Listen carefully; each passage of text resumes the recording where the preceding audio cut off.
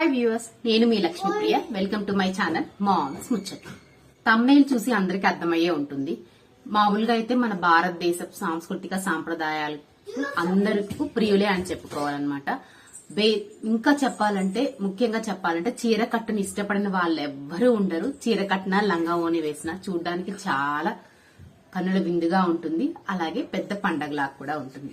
మరి ఈ రోజు టాపిక్ ఏంటంటే, తాజాగా పేర్కొన్న బ్రిటిష్ మెడికల్ జర్నల్లో ఒక అధ్యయనం ప్రకారం ఎక్కువ శాతం చీర కట్టుకునే మహిళల్లో, అలాగే ఎక్కువసేపు చీర కట్టుకునే మహిళల్లో ఒక అరుదైన కొత్త రకం క్యాన్సర్ వస్తున్నట్లయితే పేర్కొన్నారు. అదే పెట్టికోట్ క్యాన్సర్ అన్నమాట. మరి ఈ పెట్టికోట్ క్యాన్సర్ రావడానికి గల కారణాలేంటి, లక్షణాలేంటి, అలాగే రాకుండా మనం తీసుకోవాల్సిన నివారణ జాగ్రత్తలు ఏంటి అనే దాని గురించి ఈ వీడియోలో అయితే చెప్పబోతున్నాను. కాబట్టి లేట్ చేయకుండా మనమైతే వీడియోలోకి వెళ్ళిపోదాము. దానికంటే ముందు మీలో ఎవరైనా కొత్తగా నా వీడియోస్ చూస్తున్నట్లయితే ప్లీజ్ సబ్స్క్రైబ్ చేసుకుని పక్కన బెల్ ఐకాన్ అయితే క్లిక్ చేసేయండి. మన భారతదేశంలో వేరు వేరు ప్రాంతాలను బట్టి వేరు వేరు స్టైల్స్ లో చీర అనేది కట్టుకుంటూ ఉంటారు. ఏ ప్రాంతానికి తగ్గట్టు వాళ్ళు కట్టుకున్నా చూడ్డానికి చీర చాలా బాగుంటుంది. అలాగే మహిళల యొక్క అందాన్ని కూడా పెంపొందిస్తుంది.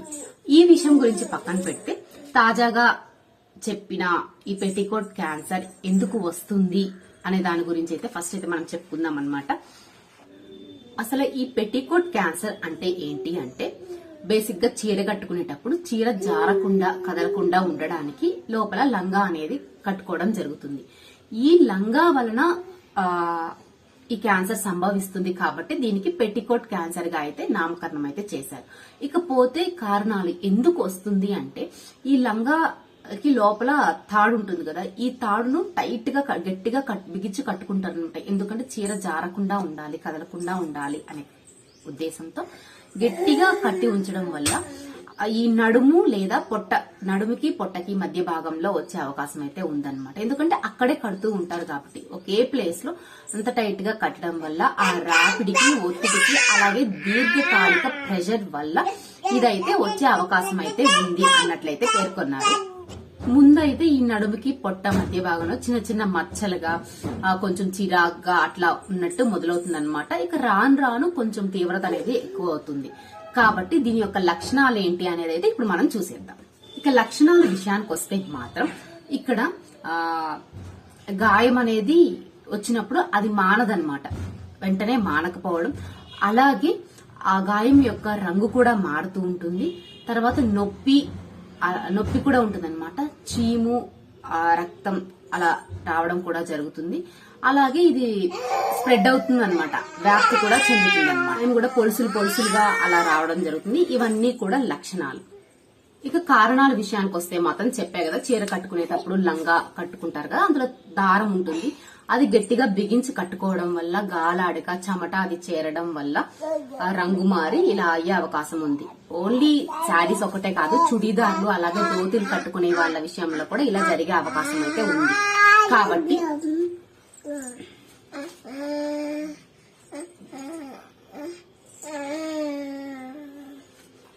ఇదేమో అంత కామన్ గా వచ్చేది కాదు, చాలా అరుదైన టైప్ ఆఫ్ చర్మ క్యాన్సర్ అని చెప్పుకోవచ్చు అనమాట, స్కిన్ క్యాన్సర్.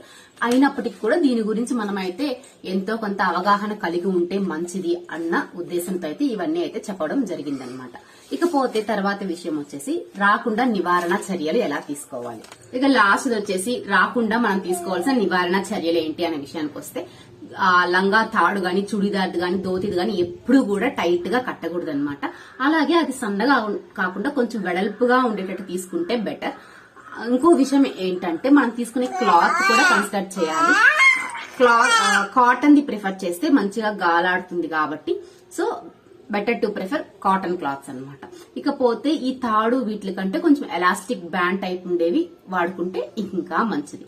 అలాగే ఈ నడుము పొట్ట మధ్య భాగంలో ప్లేస్ ని నీట్ గా క్లీన్ చేసుకుంటూ ఉండాలి. తర్వాత విషయం ఏంటి అంటే, మనం ఈ లంగా కట్టే ప్లేస్ ని కూడా మారుస్తూ ఉండాలి. ఒకే చోట కట్టకుండా ప్లేస్ ని కూడా మారుస్తూ ఉండాలన్నమాట.